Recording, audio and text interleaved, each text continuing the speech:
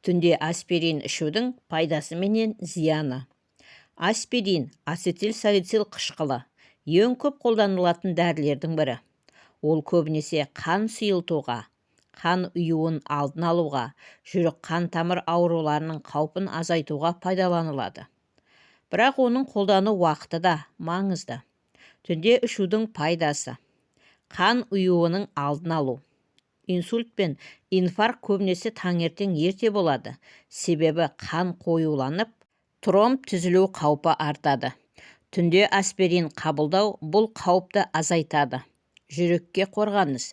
Кейбір зерттеулерге сәйкес ұйқыға дейін қабылдаған аспирин жүрек қантамыр жүйесіне жақсырақ әсер етеді. Таңертеңгі қысымды төмендету. Кей науқастарда түнде қабылдағанда қан қысымы аздап тұрақталады.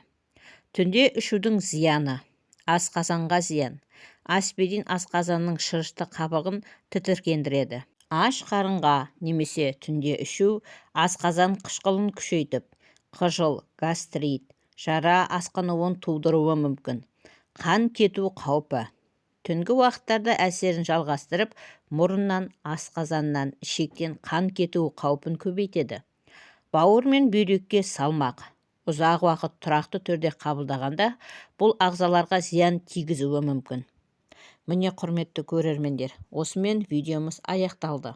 Егер видеомызда пайдалы болды деп тапсаңыздар, арнаға тіркеліп лайк басып, пікір қалдырып, қоңыраушаны баса кетуді ұмытпаңыздар. Сіздердің болмашы оп-оңай ғана әрекеттеріңіз біз үшін өте маңызды. Келесі видеода кездескенше аман сау болыңыздар. Дендеріңіз сау болсын, ақпаратымыз пайдаларыңызға жарасын.